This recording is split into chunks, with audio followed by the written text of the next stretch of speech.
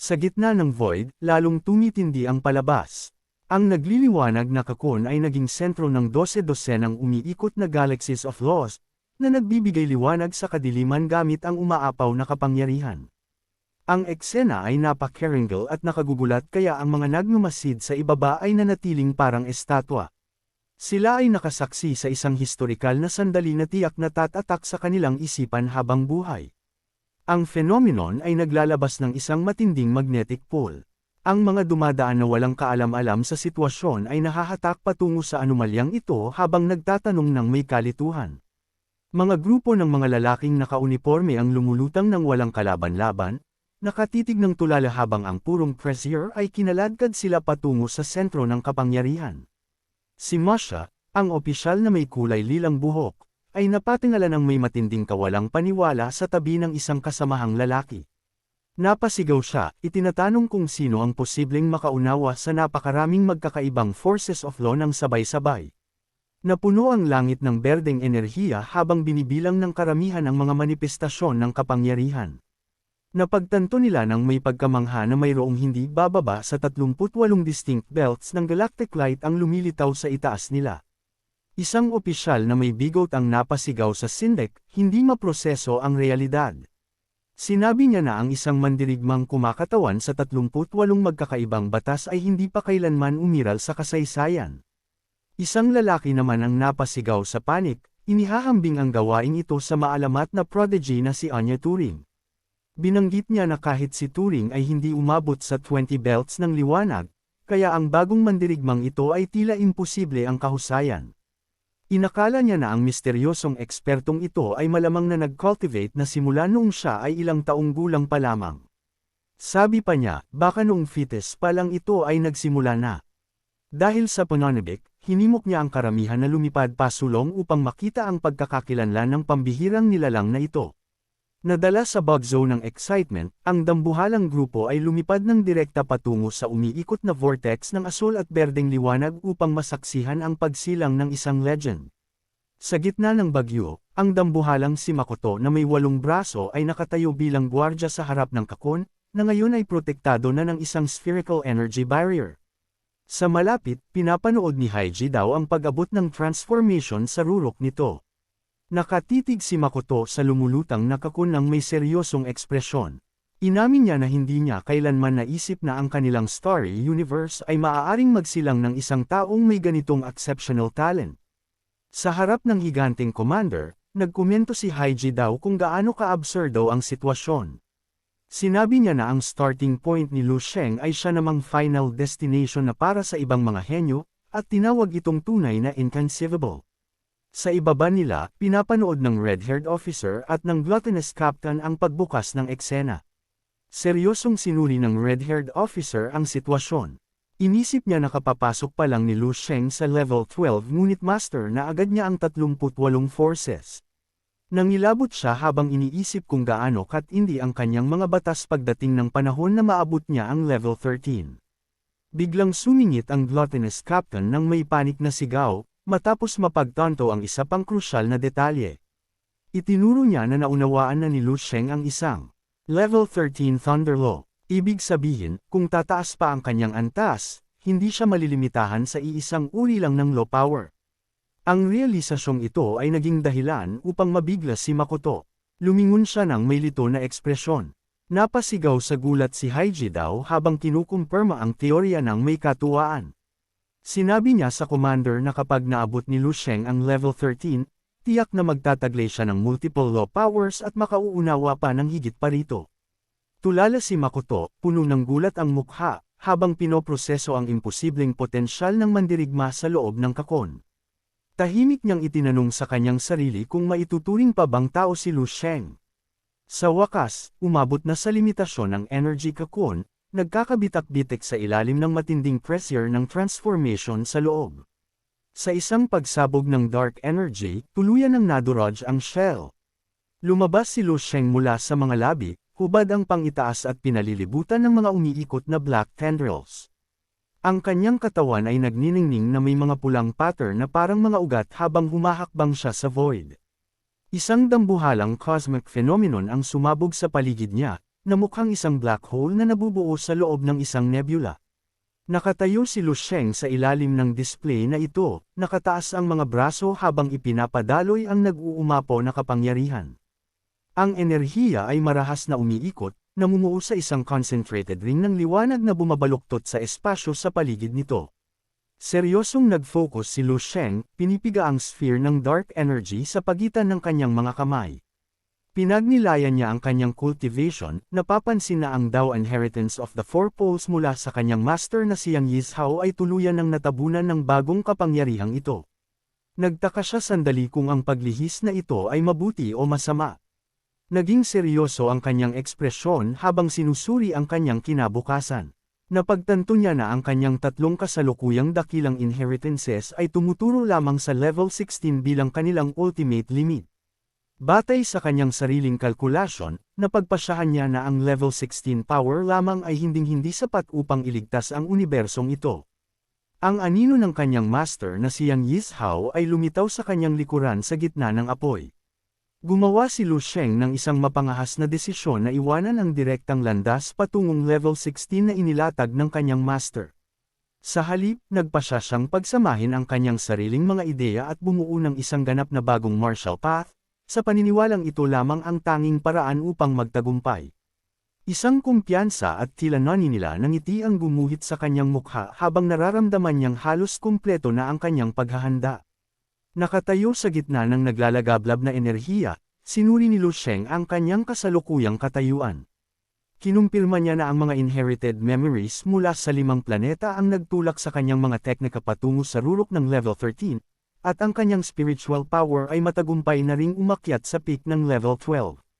Sa isang casual na kumpas ng kanyang kamay, pinunit niya ang tela ng kalawakan. Nagpasya siyang ang anumang pagkaantala ay wala ng saysay at oras na para opisyal na gawin ang huling hakbang. Ngunit, bago iyon, may isa pa siyang dapat tapusin.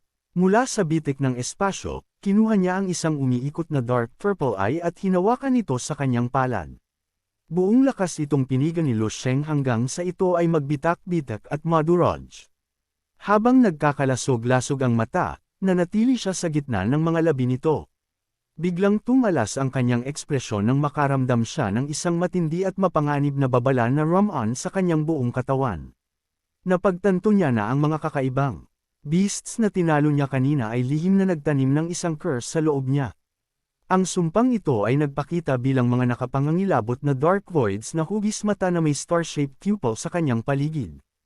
Ang mga madidilim na nilalang na ito ay nagsimulang bumigkas ng mga salitang gaya ng kadakilaan, oblivion, at pagkawasak, pilit na nilulunod ang kanyang isipan gamit ang kanilang mabigat na presensya.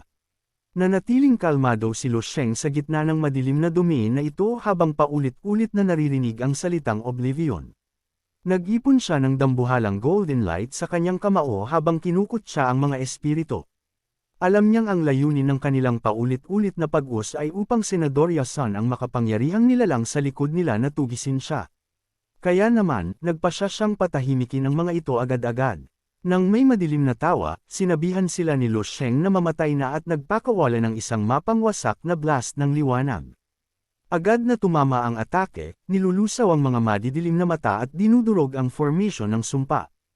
Katwiran ni Lu Sheng, kung nakamit na niya ang galit ng isang level 15 Beast Lord noon pa sa Azure Star, ang tinatawag na Lord of Oblivion na ito ay hindi sapat para takutin siya. Taglay ang isang mayabang na ngiti, hinamon niya ang mga undead at ang madilim na entity. Gumamit siya ng isang kawikaan na kapag ang isang tao ay mayroon ng masyadong maraming pulgas, hindi na siya natatakot sa kagat ng mga ito. Sinabihan niya ang Lord of Oblivion na kung gusto siyang patayin nito, pumunta na ito ngayon, kung hindi, kailangan nitong pumila sa likod ng iba pa niyang mga kaaway. Ipinikit ni Lu Sheng ang kanyang mga mata habang ang mga natirang alaala mula sa pagkasira ng consciousness ng level 13 beast ay bumubuhos sa kanyang isipan. Isang dambuhalang spiritual power ang sumanib sa kanyang divine soul, na nagdulot ng di mabilang na magugulo at pira-pirasong mga eksena na mabilis na dumaan sa kanyang paningin. Sa kabila ng aura ng matinding kasamaan at kaguluhan na nakapaloob sa mga alaalang ito, nanatiling hindi natitinag si Lu Sheng. Nakatayo siya habang pinalilibutan ng umiikot na purple energy, nararamdaman ang epekto nito na tila ba naglalakad lamang siya sa ilalim ng ulan ng walang payong, ramdam ang patak, ngunit hindi nakalulunod. Habang nakatingin sa kanyang kamay, sinuri niya ang sensasyong ito at napansin na katulad ito noong panahon na ang mga mutated cells ay naging parasitiko sa kanyang katawan. Ang pamilyar na pakiramdam na ito ay nagbigay ng isang ideya sa kanyang isipan. Napagtanto niya na maaari niyang kontrolin ng malayuan ang mutated cell clone na iniwan niya sa Asher Star upang suriin ang kalagayan nito. Taglay ang isang seryosong ekspresyon, idinampi ni Liu Sheng ang dalawang daliri sa kanyang noo, inactivate ang kanyang koneksyon upang i-project ang kanyang consciousness sa buong universo.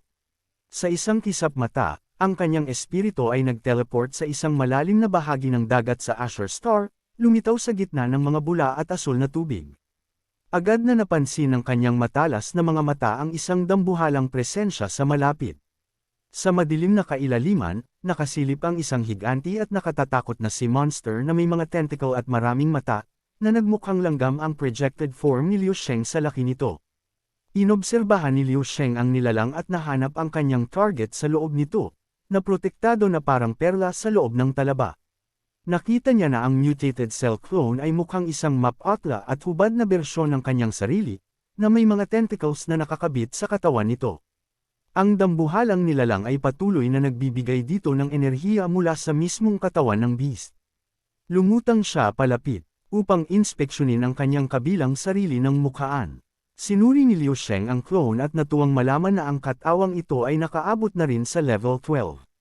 Napansin niya na mas mabilis pa ang pag-unlad ng clone kaysa sa kanyang main body at tila nag-e-enjoy ito sa isang napakakomportableng buhay.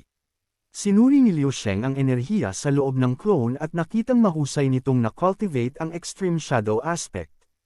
Napagtanto niya na sa pagsunod sa mga instintong nakaukit sa genes nito, na-explore ng clone ang landas ng constant star ng mag-isa, hanggang sa marating nito ang isang main sequence form.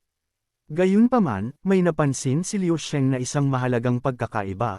Ang bituin sa loob ng clone na ito ay kulay dark purple, punong-puno ng kaguluhan at kasamaan.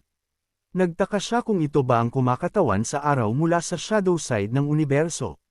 Nahinuhan niya na ang Lord mula sa Otherworld ay maingat na pinalalaki ang mutated cell clone na ito, nagpapadala ng mga inherited memories upang gabayan ito. Napagpasyahan ni Liu Sheng na makatuwiran lamang na mahanap ng clone ang landas ng Dark Star sa sarili nitong paraan sa ilalim ng ganoong paggabay. Isang mapaglarong ekspresyon ang gumuhit sa mukha ni Liu Sheng nang magpasya siyang makialam. Nag-alok siyang bigyan ang clone ng karagdagang nutrients upang pabilisin ang proseso.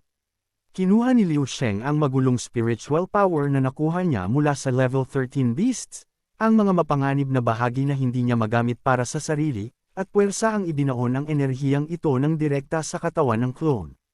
Agaran ang naging reaksyon. Ang katawan ng mutated clone ay mabilis na lumaki at namilipit sa isang grotesko at magulong anyo.